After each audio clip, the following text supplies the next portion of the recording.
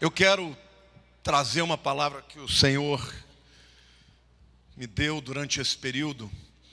Eu imaginei que fosse pregar no domingo, mas o Senhor falou: esta é a palavra que você vai profetizar para esse grupo que durante esse tempo esteve em jejum, orando a Deus, confessando os seus pecados.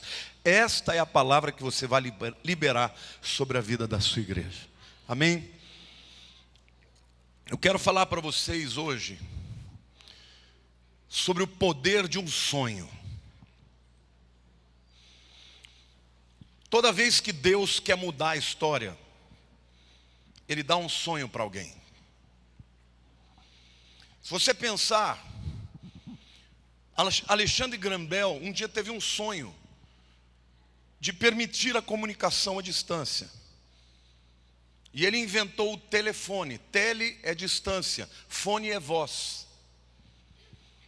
E por causa do sonho de Alexandre Graham Bell, hoje nós temos telefone celular, iPhones, outros fones.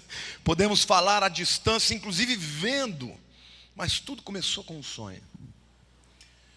Porque o Santos Dumont não aceitou que era impossível para o homem voar. Os americanos vão dizer que são os irmãos Wright. Não importa, sonharam juntos. Hoje, a aviação permite que milhões de pessoas voem em todo o mundo e as distâncias forem encurtadas. Existem sonhos que são nada mais do que ideias que se tornam concretas. Mas existem sonhos sociais. Se não fosse um Martin Luther King Jr., que sonhou em igualdade entre brancos e negros, os americanos não podiam ter hoje um presidente negro. Já imaginou, irmãos? Nós estamos falando de... Ele morreu em 66. Menos de 40 anos depois, os Estados Unidos da América, a nação mais poderosa do mundo, é governada por um negro. Por quê? Porque um homem acreditou que se ele sonhasse, ele podia influenciar e transformar uma nação inteira. A mesma coisa aconteceu na África do Sul. Mandela, que nutriu o seu sonho até mesmo na cadeia. E depois de muitos anos de opressão dos brancos para os negros, ele se tornou presidente da África do Sul. É assim que a história é mudada. Toda vez que Deus quer transformar algo, Ele usa uma pessoa ou muitas pessoas com os seus sonhos. E o Senhor me mandou dizer para a igreja que você tem recebido sonhos, e muitos desses sonhos parecem até distantes, mas se você for capaz de concordar com Deus e continuar sonhando o sonho que Ele tem para a tua vida, você vai ser instrumento de transformação da sua história, da família, e até mesmo da igreja, da nação, e por que não dizer do mundo. Diga assim: o poder de um sonho. De um sonho pode transformar a realidade. Amém? Mas eu quero que você entenda que toda vez que Deus tem um sonho para alguém, imediatamente o inimigo se levanta contra esse sonho. E hoje eu quero usar a figura de José, que é uma história que todos conhecem, para falar para vocês das revelações que o Senhor me deu sobre sonhar, sobre o poder do sonho. Diga assim: tudo começa com um sonho. Gênesis 37, versos 5 a 8. Teve José um sonho e o relatou aos seus irmãos. Por isso o odiaram ainda mais. Pois lhes disse: rogo-vos, ouvi esse sonho que tive. Atávamos feixes no campo, e eis que o meu feixe se levantou e ficou em pé. E os vossos feixes os rodeavam e se inclinavam perante o meu. Então lhe disseram seus irmãos: reinarás com efeito sobre nós? E sobre nós dominarás realmente? E com isso, tanto mais o odiavam, por causa dos seus sonhos e de suas palavras. Se vocês observarem bem, o sonho de José é um sonho de uma colheita. Ele via os feixes da colheita dos irmãos dele se prostrando diante do dele. Diga para a pessoa do teu lado, diga: todo sonho precisa estar conectado a uma colheita. O Senhor falou comigo, se um sonho não for o sonho de uma colheita, a colheita fala de progresso, de realização de frutos, este sonho não tem porquê de ser. A sua colheita, querido, pode ser a colheita da tua profissão, do teu progresso profissional. A sua colheita pode ser a colheita de uma família. A sua colheita pode ser a colheita e deve ser a colheita de almas. Eu tenho sonhado com uma colheita de milhões de pessoas salvas pelo nome de Jesus no Brasil. E de milhares de pessoas nesta igreja, neste ministério. Uma multidão infindável. Amém ou não? Se você não for capaz de sonhar com uma multidão, você não vai começar evangelizando uma pessoa. Hoje eu fui finalizar o meu tratamento dentário, depois de 2 anos e meio. Falei isso para o Chico: só você para conseguir fazer eu ficar 2 anos e meio vindo aqui. Claro que podia ter demorado muito menos do que isso, porque muitas vezes faltava. Mas saímos dali, fomos orar num laboratório dos protéticos que fizeram trabalho para nós. E ali ganhei 2 pessoas para Jesus. É assim que Deus faz, é colheita. Olha para a pessoa do teu lado, diga: num tempo de dureza, num tempo que o mundo está abalado, que o dólar está subindo, o povo de Deus tem tempo para sonhar e crer nos milagres de Deus, nas colheitas de Deus. Amém? Você pode aplaudir o Senhor e dizer: eu creio.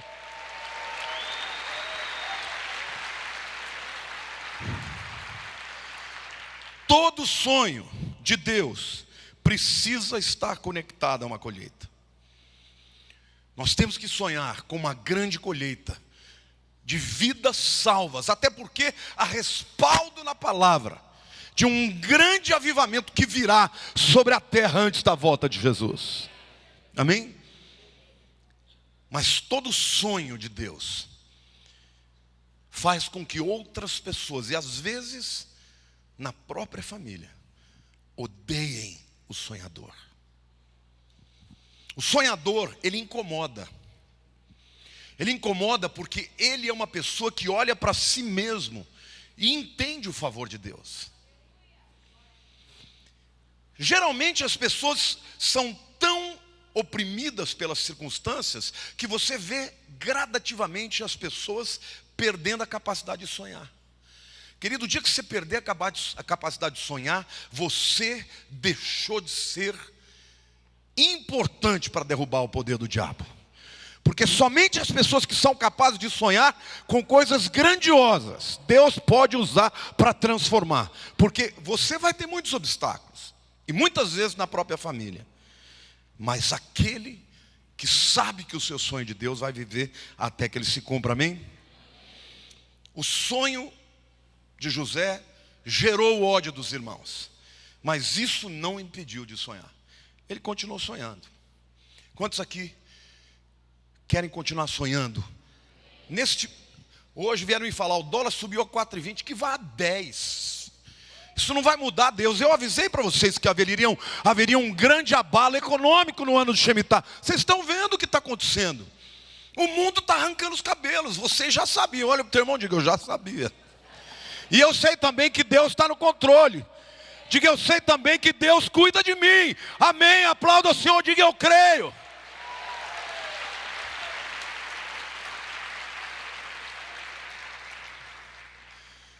A segunda verdade que eu tirei dessa história é que Deus dá sonhos, mas Deus também amplia os sonhos. Olha para a pessoa do teu lado e diga assim: Deus não só dá sonhos, Deus amplia os sonhos.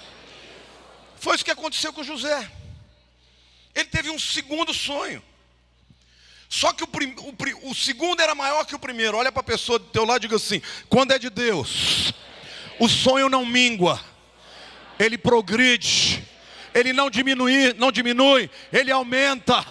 Porque o sonho de Deus é maior do que nós podemos imaginar.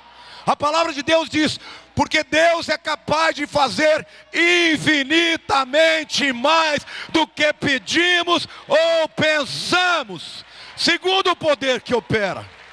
Amém? Nesse segundo sonho, José não via mais uma colheita. Ele via o sol, ele via a lua e ele via estrelas. Queridos, José tinha aproximadamente 17 anos nessa época. O primeiro sonho falava de colheita. O segundo sonho falava de poder. E vocês sabem muito bem que um dia na vida de José, ele seria o senhor da colheita. E ele seria o senhor do Egito. Podia parecer uma loucura. Mas quando Deus dá um sonho, querido, pode se levantar quem quer que seja contra a tua vida, que o sonho de Deus vai se cumprir. Amém? Então o que Deus está dizendo hoje: onde estão os sonhadores? Onde estão as pessoas que creem que Deus pode usar a tua vida? Amém, irmão? O diabo quer que você fique se vendo como um coitado, porque era assim que os irmãos de José ouviam: lá vem o sonhador, lá vem o paroleiro.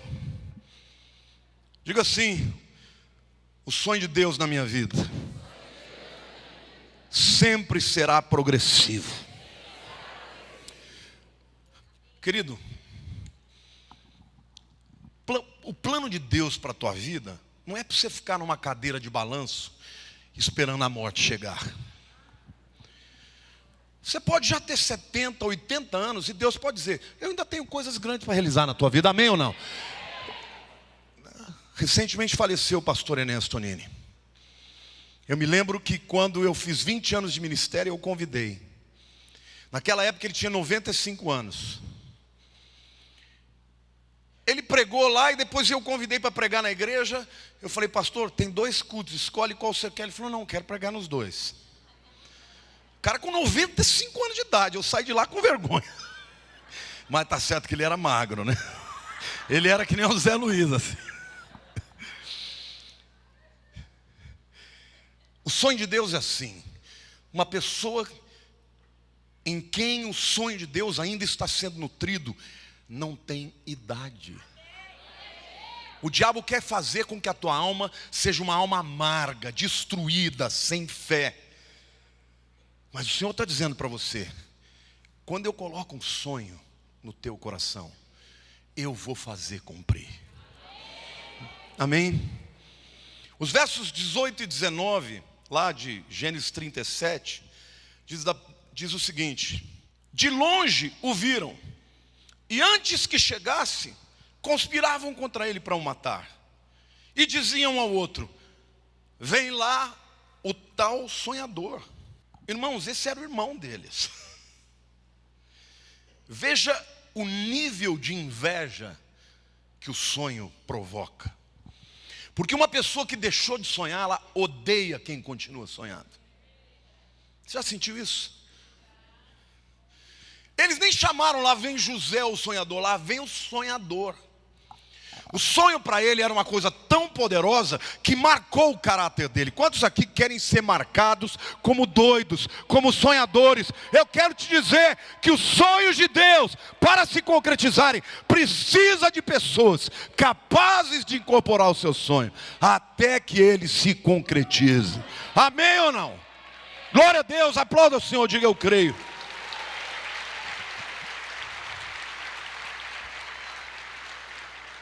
E o versículo 20 mostra que eles não puderam lidar com o sonho dele e conspirar. O texto diz: vinde pois agora, matemo-lo e lancemo-lo numa das cisternas, e diremos: um animal selvagem o comeu, e vejamos em que lhe darão os sonhos.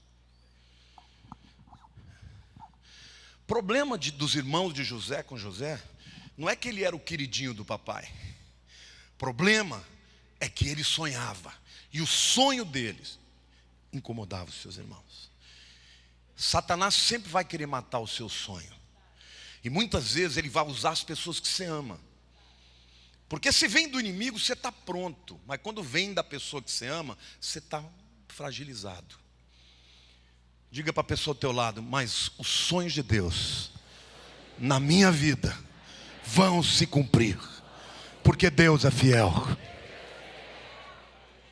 Hoje você vai sair daqui sonhando, porque jubileu é tempo de sonhos. Jubileu é a presença de Cristo na nossa vida, é o poder de Deus operando o sobrenatural, a começar pelo teu coração, amém? A terceira verdade que eu quero falar sobre a vida de José, diga assim: todo sonho de Deus sofre resistência.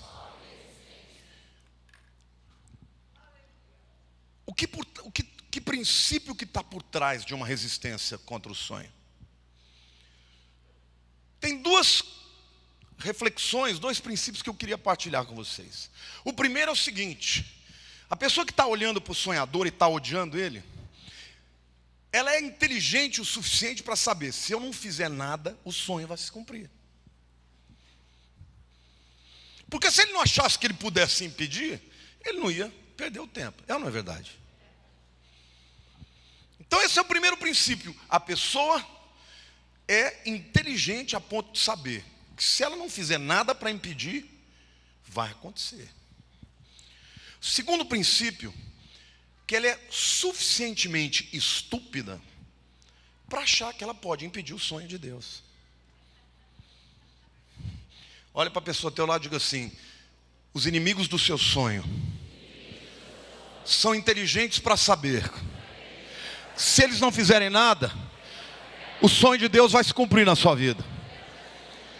Mas diga assim: mas eles são estúpidos por acreditarem que eles podem impedir o sonho de Deus para a sua vida. Amém? Glória a Deus. É isso que está por trás.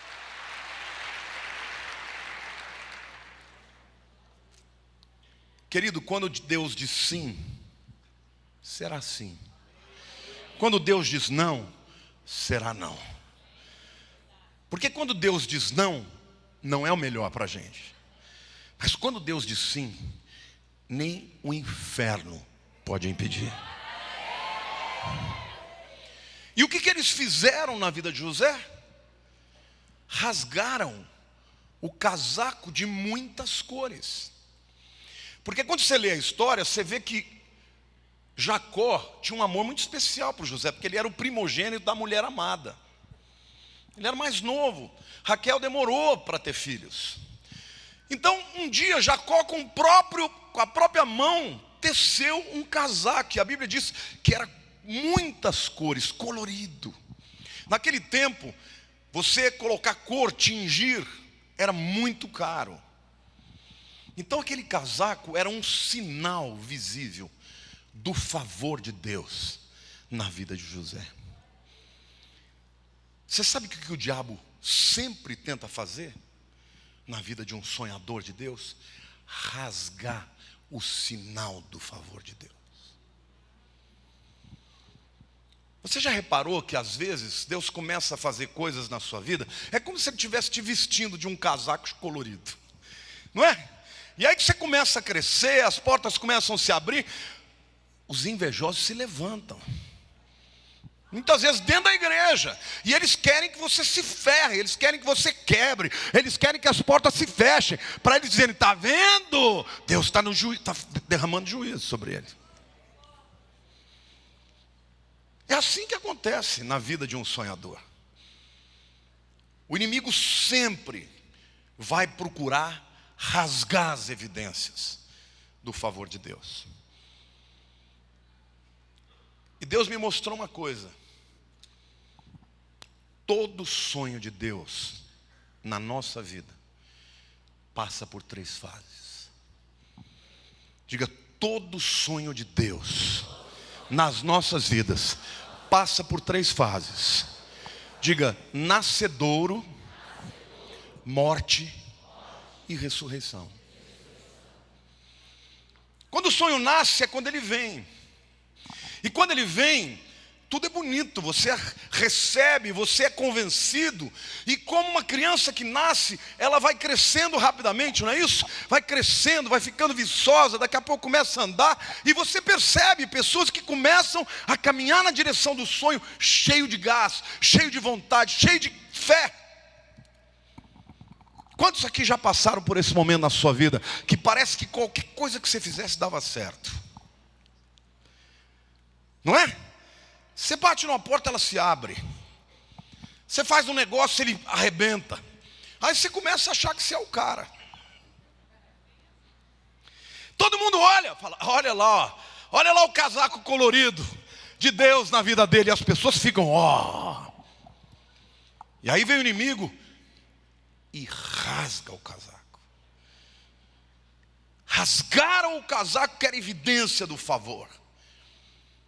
Jogaram José numa cisterna que outrora tinha água e agora estava seca. E o Senhor me falou que o casaco colorido que foi rasgado diz respeito à evidência externa do favor de Deus. Ele deixou de ser o queridinho. Naquela hora, parece que Deus não estava cuidando dele. Naquela hora, o favor do pai não adiantava nada, porque os mentirosos e os enganadores tinham criado uma história. Não estavam nem preocupados com a dor do pai, estavam preocupados em destruir o sonhador. Mas a cisterna que tinha água e estava vazia, o fundo do poço, diz respeito à alma de José, como ele ficou.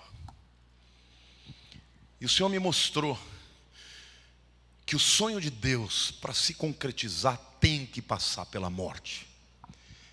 Porque nem sempre nós estamos preparados para aquilo que Deus tem para nós. Olhe para a pessoa ao teu lado. Quando o teu sonho parece ter morrido, é porque Deus está tratando de você. Amém? Você pode aplaudir o Senhor?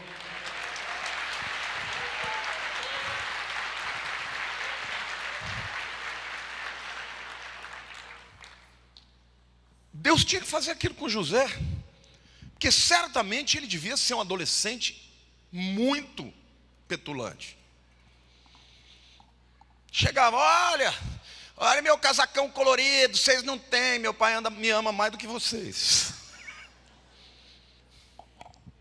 Não é? Sonhei que vocês estão todos se prostrando diante de mim. E o favor, caminhando, a passos largos. E aí, estava na hora de morrer. Mas sem morte não tem ressurreição, querido. Se o próprio Filho de Deus teve que morrer para ressuscitar, para o poder de Deus operar na vida dele, não pense você que Deus não vai fazer você passar por isso. Olhe para o lado do teu irmão e diga assim: a morte do seu sonho vai matar o que tinha que morrer, mas vai preservar aquilo que precisa ressuscitar. Amém? Aplauda o Senhor, diga eu creio.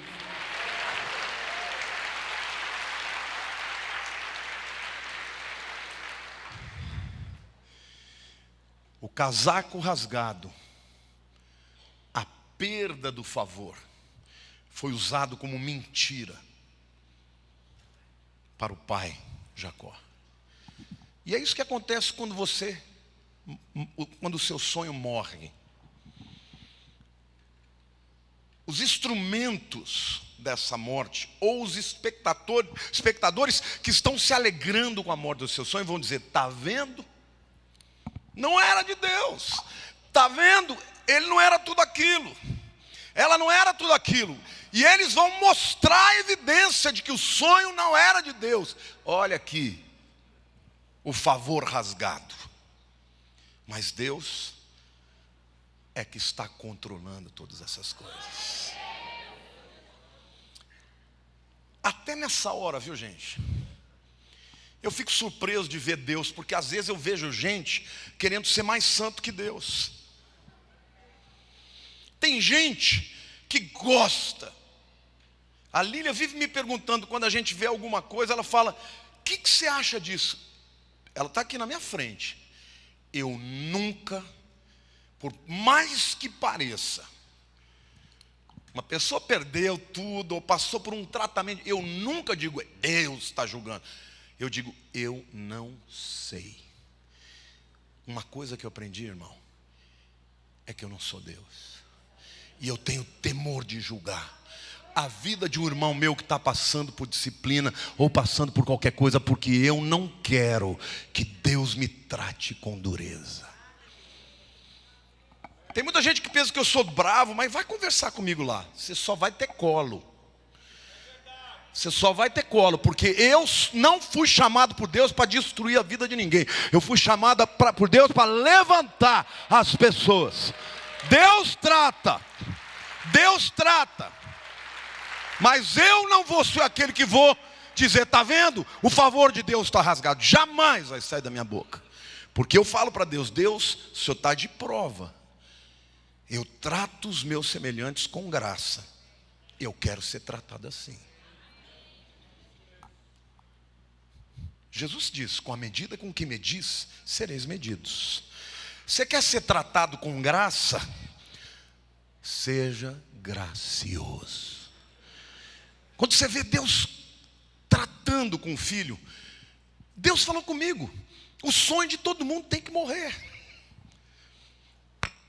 para que ele possa ressuscitar e aquilo que é de verdade de Deus possa permanecer, tem que morrer.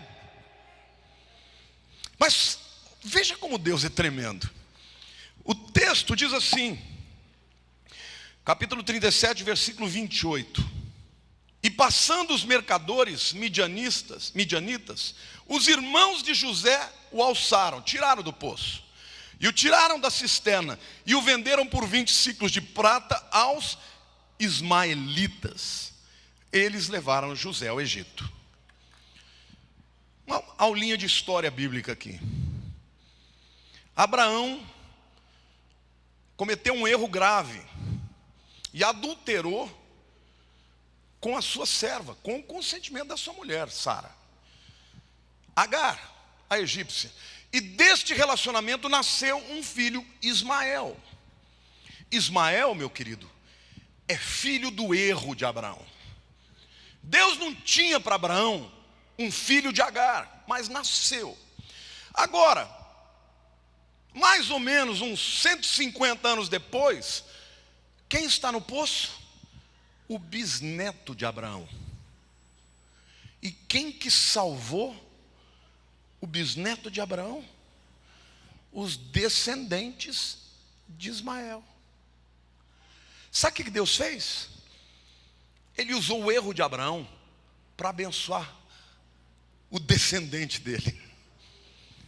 Deus, quando quer fazer sua obra ser cumprida, Ele usa até o erro. Diga assim: o pecado de Abraão foi o milagre de José. Diga: Deus é capaz de transformar os nossos erros em milagres para cumprir o seu propósito. Você pode aplaudir o Senhor?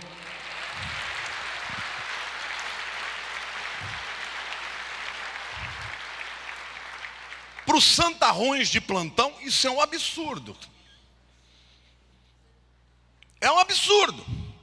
Como é que Deus vai usar o fruto do pecado para consertar o que os outros fizeram com aquele que estava debaixo da sua vontade? Então, meu querido, não deixa o diabo te acusar, não.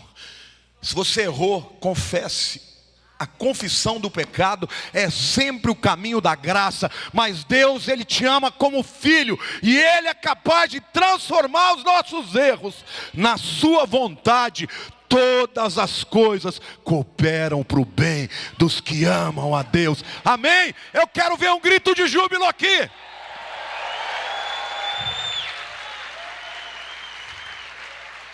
A única razão por que José não morreu é porque ele passou a valer 20 moedas de prata.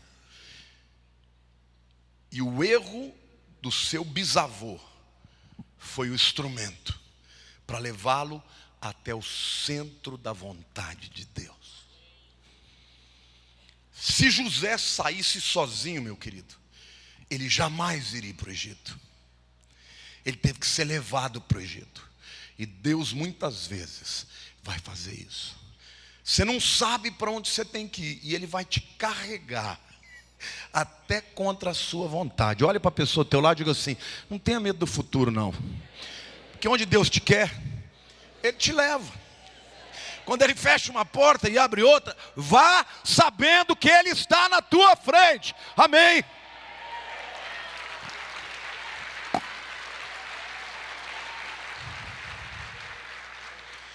Mas outra verdade que eu aprendi aqui desse texto é que nem todo mundo que vai ser bênção na tua vida vai ser crente. Porque os filhos da promessa estavam jogando ele no buraco. Foram os ímpios que levaram ele para o centro da vontade de Deus. Olha para a pessoa ao teu lado e diga: Deus usa quem Ele quer. Diga: fique esperto para abrir os ouvidos e saber quando Deus quer agir. Amém? Deus usa quem Ele quiser. Aí ele foi para o Egito, vivendo uma aflição tremenda, e lá ele chegou na casa de Potifar. Logo ele se destacou, e logo ele ganhou confiança de Potifar. Potifar era o general, era o homem mais importante no Egito do ponto de vista bélico, chefe do exército. Mas mesmo lá, Satanás tinha os seus enviados. E naquele momento, querido, a mulher de Potifar ficou apaixonada por José. Ele devia ser um jovem bonito, né? Jovem, bonito. E o Potifar devia trabalhar muito. E diariamente, ela tentava José. E José se recusou, querido. Eu quero dizer para você que não se pode trair a Deus por causa de nada. Para o sonho de Deus ressuscitar, é necessário integridade. Você está me entendendo? O diabo, muitas vezes ele usa outros para derrubar o sonho. Mas muitas vezes ele tenta o sonhador. Porque se uma pessoa deixa de ter integridade, aí sim o sonho de Deus vai morrer na vida dele. Eu não estou dizendo para você que se você de alguma maneira errar no meio do caminho, Deus não tenha perdão. Mas, queridos, existe uma diferença muito grande no indivíduo que cai, erra, porque foi tentado naquele que muda o coração. E passa a olhar para o sonho e amar o sonho mais do que quem deu esse sonho. E José foi tentado porque era jovem. A Bíblia diz que ele fugiu daquela mulher. Querido, se ele não conseguisse ter nada com ela, ele não ia fugir dela, ele ia dizer: não, está morto. Ele fugiu dela. Os sonhos de Deus vão ser testados na sua vida. Sabe aonde? Na sua área de fraqueza. Olhe para a pessoa do teu lado e diga assim: você pode até achar que ninguém sabe da tua fraqueza, mas o diabo sabe.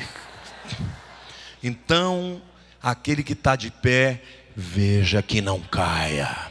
Amém? Quantos querem continuar sonhando aqui? Sonhador tem que ficar alerta, porque a prova do nosso sonho vai ser sempre na área da fraqueza. E o que aconteceu? Foi para a cadeia. Vocês estão percebendo como o sonho, para ressuscitar, passa por uma série de fases? Se o diabo está dizendo para você: teu sonho não vai se realizar, não vai acontecer. Se não fosse mesmo, por que ele estava perdendo o tempo dele? É mesmo? Se o sonho fosse dele, ele ia dizer: sonha, meu querido, vai dar tudo certo. Mas quando o sonho é de Deus, ele vai fazer de tudo para você desistir. Então, esteja preparado para os solavancos, para as durezas, para os abalos, para os retrocessos, para as dificuldades, para a resistência. Diga assim: não é tempo de desistir. Tem aquele capítulo de Eclesiastes, né? Eu acho maravilhoso. Tem tempo disso, tempo de amar, tempo de apartar, tempo disso, tempo daquilo. Só não tem tempo de desistir. Enquanto você estiver vivo, você está caminhando para frente. Enquanto você estiver vivo, você está incomodando as trevas. Enquanto você estiver vivo, você fala: meu Deus, tem coisas grandes para mim, amém ou não? Essa igreja tem que sonhar com as milhões de almas que o Senhor tem para nós. A tua família, os seus filhos, os seus netos, um dia estarão aqui, adorando, transformados. Amém? Aplauda mais, diga: eu creio. É tempo de júbilo.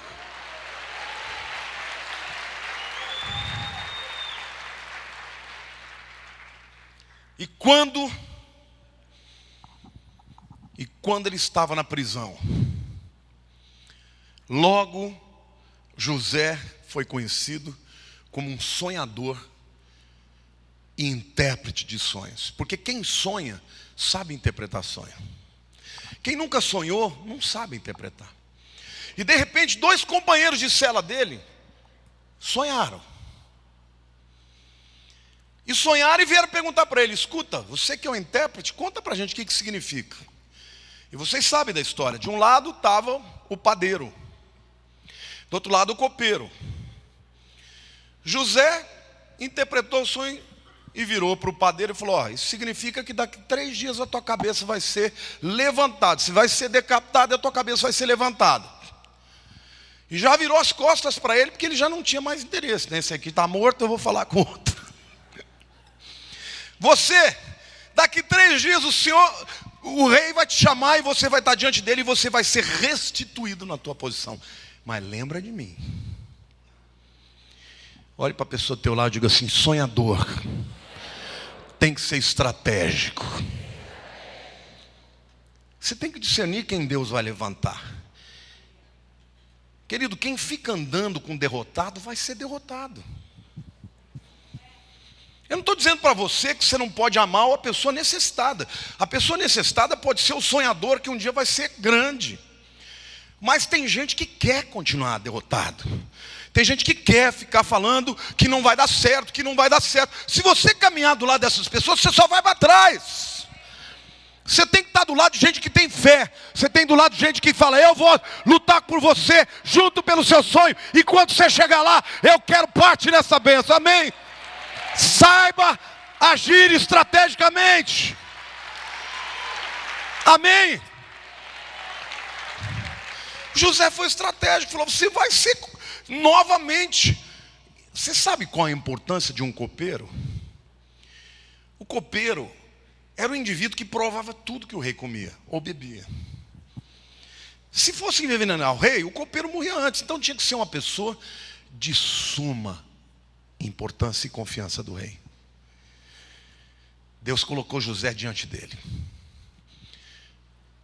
No tempo dos homens, José achava que já ia sair de lá. Mas ainda faltavam 2 anos. Porque o camarada chegou lá e nem lembrou mais de José. Mas quando Deus diz: agora chegou a hora, diga para a pessoa do teu lado, diga assim: a data do teu sonho se realizar está marcado na agenda de Deus.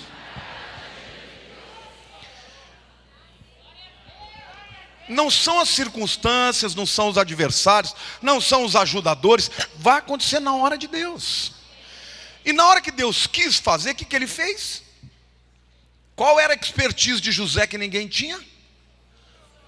Sonhar. O que ele fez? Deu um pesadelo horroroso para o faraó. Quando Deus quer te levantar, tem gente que pergunta para mim: pastor, você ainda crê na palavra profética? É claro que eu creio.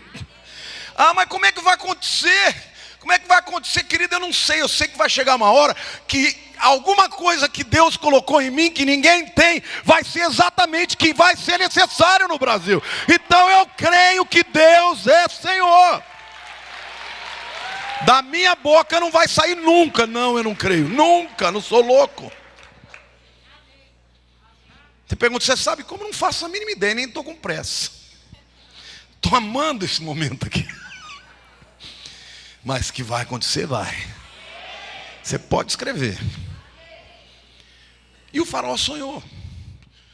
E ele viu o Nilo e via 7 vacas gordas, viçosas. E depois 7 vacas magrelas. E as magrelas iam para cima das gordas e devoravam. Depois ele viu 7 espigas viçosas. E 7 torradas. E as torradas devoravam as espigas viçosas. Sabe o que ele fez? Chamou todos os feiticeiros, todos os magos. Ninguém conseguiu, morreram. Você já pensou? Morreram. O que eu sonhei? Não, faraó, não sei. Pá. O que eu sonhei? Não sei. Pá. Aí chegou no copeiro, ó, ninguém. E você? Você sabe que eu sonhei? Eu não sei, mas eu sei quem sabe.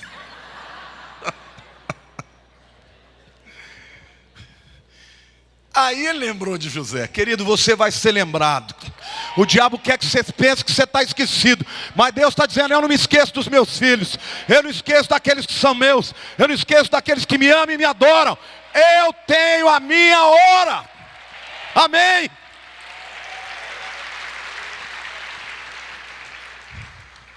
E lá chegou José, na sala do trono. O faraó virou para ele e falou assim, você que é o que interpreta sonhos? José, sim, sou eu. E é o seguinte, faraó, você não precisa me dizer o que você sonhou, porque eu já sei. E contou o sonho. O faraó falou, uau. Eu creio que Deus tem palavras proféticas, mas aquela pessoa que vem e profetiza, olha, estou vendo uma porta e não diz qual é, sai fora.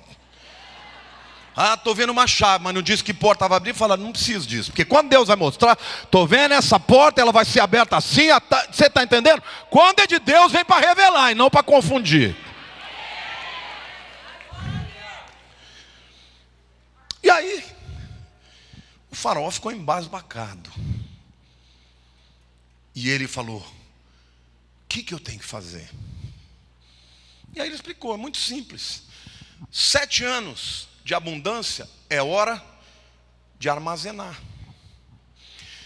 Toda colheita tem que ser paga 20% para o faraó. E o faraó vai armazenar, porque vai chegar um tempo de 7 anos de seca que as pessoas virão para comprar. Vocês sabem que a silagem, a armazenagem de grãos foi inventada no Egito na mesma época que José viveu? Ou seja, olha para a pessoa do teu lado, o sonhador recebeu a revelação de como armazenar os grãos. E o que aconteceu? Exatamente como ele falou. Mas Faraó virou para ele e falou assim, sábio como você, eu não tenho ninguém no Egito. Então, você vai tomar conta disso tudo. Os 2 sonhos se cumpriram.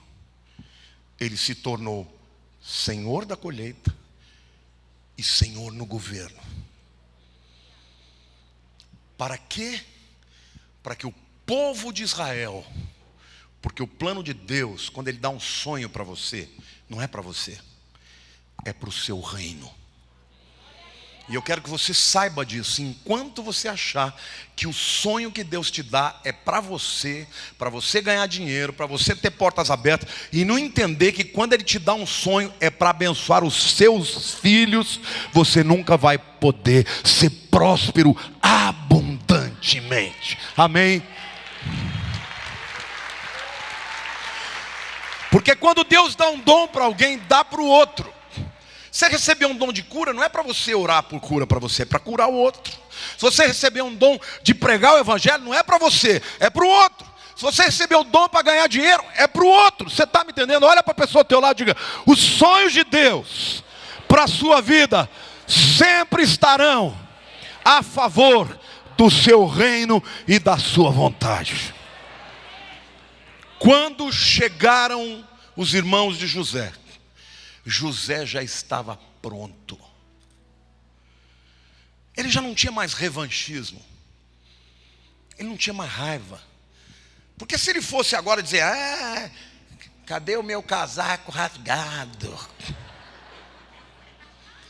Estão com fome? Vou vender para todo mundo. Vocês vão ter que pagar mais caro. Porque tem gente que gosta. A vingança é doce. Enquanto você estiver com esse coração, você vai ficar na cisterna ou na cadeia. Mas o dia que você falar: Deus, tudo que eu passei, eu precisava passar, e eu estou pronto para perdoar aqueles que me feriram, porque eu sei que o Senhor tem grandes propósitos para mim. Amém, querido? Glória a Deus.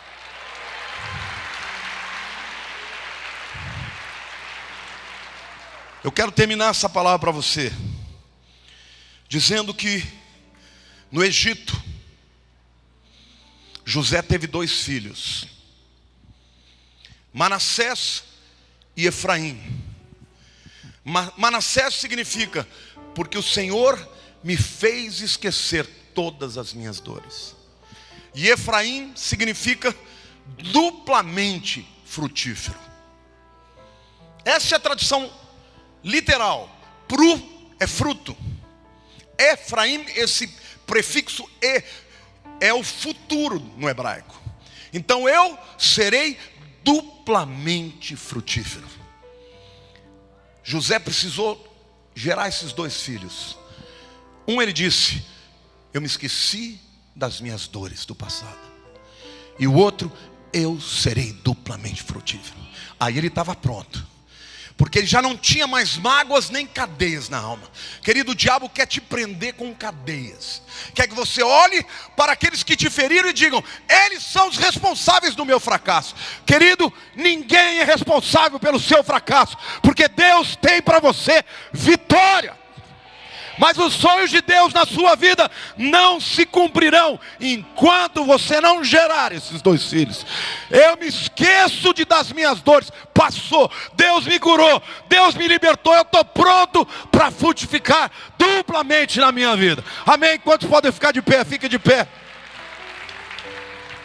Levante a mão para o céu e diga: Senhor meu Deus, eu sou um sonhador, e eu te agradeço, porque os teus sonhos para mim precisam nascer, vão morrer, mas ressuscitarão por causa da tua fidelidade. Senhor, trabalha na minha vida. Não desistas de mim, porque eu farei aquilo que tu me mandar. Eu farei aquilo que tu me mandares, Senhor, e eu serei uma bênção para o teu reino. O diabo não vai resistir, não vai me impedir, e os teus sonhos na minha vida se cumprirão. Eu estou pronto, Senhor, para esquecer o meu passado, para gerar o meu Manassés. Eu estou pronto, Senhor, para frutificar duplamente, para gerar a minha bênção e ser uma grande bênção, não só para os meus, mas também para o mundo. José abençoa a sua família. Isso fala do povo de Deus. Mas José abençoou todo o Egito. Isto fala que o teu sonho vai fazer de você uma pessoa que vai mudar a história das pessoas que estão ao seu lado. Você vai ganhá-las para Jesus. Você vai levar a palavra de esperança para eles. Você vai prosperar, você vai empregá-los, você vai gerar prosperidade naqueles. E nós sonhamos com um Brasil transformado. Onde estão os sonhadores que vão ser instrumentos da bênção do Senhor? Diga: eu sou o sonhador que o Senhor pode usar. Ajuda-me, Senhor, a ficar firme, íntegro na tua presença, para que o Senhor me use para a glória do teu nome, para o engrandecimento do teu reino. Hoje eu abro mão de toda mágoa, de todo ressentimento. É necessário passar por isso, para que a meninice dê lugar à maturidade. Então, Senhor, eis-me aqui. Eu espero o teu tempo, para a honra e glória do teu nome. em Cristo Jesus. Eu quero ver o grito de júbilo do povo de Deus. Jubileu. Jubileu é tempo de alegria. Amém? Glória a Deus. Nesse momento, glória a Deus, levante a mão para o céu. Senhor Deus, diga: Senhor Deus, como é bom saber que quando eu me arrependo, o Senhor perdoa as minhas iniquidades. Como é bom saber que o Senhor é Pai paciente, e o Senhor trabalha no nosso coração, e dá tempo, Senhor, para que nós amadureçamos. Em nome de Jesus, Pai, eu te peço, não permitas que eu desiste dos teus sonhos para mim. Pode ser, Senhor, que tudo ao redor diga o contrário, ainda que a minha alma diga que não vai mais dar certo, o Senhor ainda assim fica firme nos teus propósitos. Que eu saiba, meu Deus, buscar os teus sonhos para mim, mesmo quando o meu casaco do teu favor seja rasgado, mesmo quando eu seja vendido, mesmo quando eu seja traído, porque o Senhor jamais me trairá, jamais me abandonará. Por isso eu confio em Ti, na Tua graça e na Tua misericórdia. Hoje eu lancei a minha semente, e eu viverei uma grande colheita, a dupla bênção, para a honra e glória do Teu nome, em Cristo Jesus. Aplauda ao Senhor, meu querido. Eu creio que veio uma grande praga sobre a nação brasileira, como lá no tempo do profeta Joel, seca e gafanhotos. Nós vivemos a seca na natureza e o espírito de roubo que tem nos assolado. Mas Deus, Ele alertou o seu povo para que jejuasse e orasse e se arrependesse dos seus pecados. E depois Ele trouxe uma palavra de vitória. E essa é a palavra que Deus me deu para profetizar. Profetizei ontem, vou profetizar hoje, porque é a palavra de Deus para a nossa igreja e para a nossa nação. Amém? Está lá em Joel 2, 23 em diante. Joel 2, 23. Eu vou ler e profetizar, e depois nós vamos orar nos apossando das bênçãos que o Senhor vai derramar sobre as nossas vidas e sobre a nação brasileira. Amém? Alegrai-vos, pois, filhos de Sião, filhos do Brasil, regozijai-vos no Senhor vosso Deus, porque Ele vos dará em justa medida a chuva, fará descer como outrora a chuva temporã e a serôdia. As eiras se encherão de trigo, e os lagares transbordarão de vinho e de óleo. Restituir-vos-ei os anos que foram consumidos pelo gafanhoto migrador, pelo destruidor e pelo cortador, o meu grande exército que enviei contra vós. Comereis abundantemente e vos fartareis, e louvareis o nome do Senhor vosso Deus, que se ouve maravilhosamente convosco, e o meu povo jamais será envergonhado.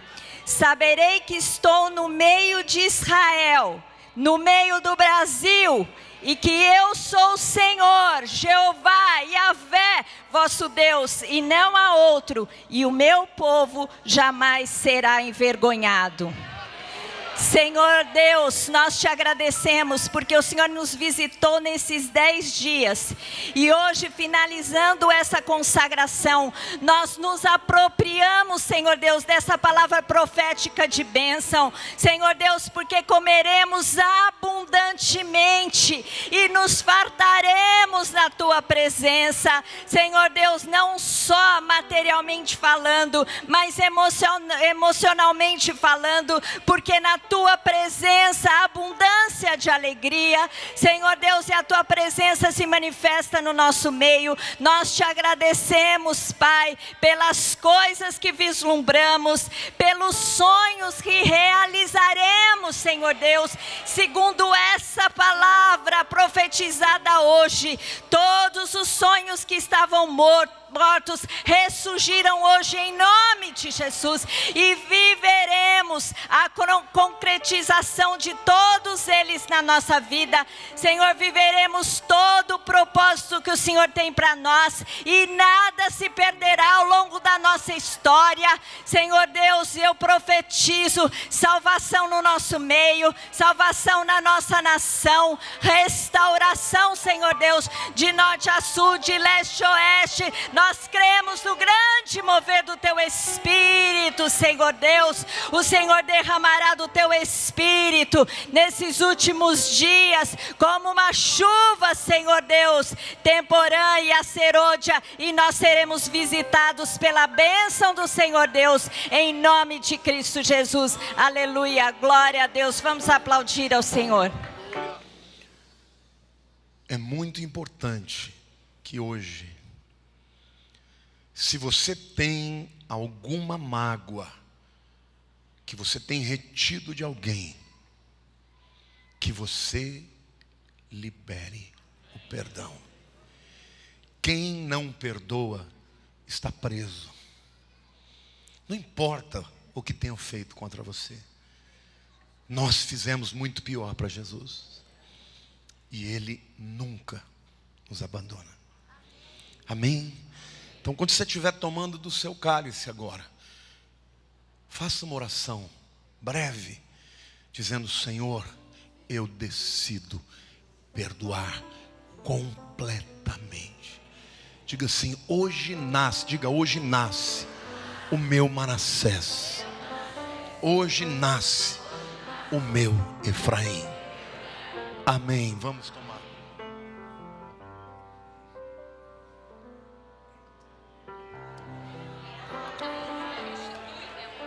Eu quero chamar os pastores aqui, vem aqui bem pertinho de mim.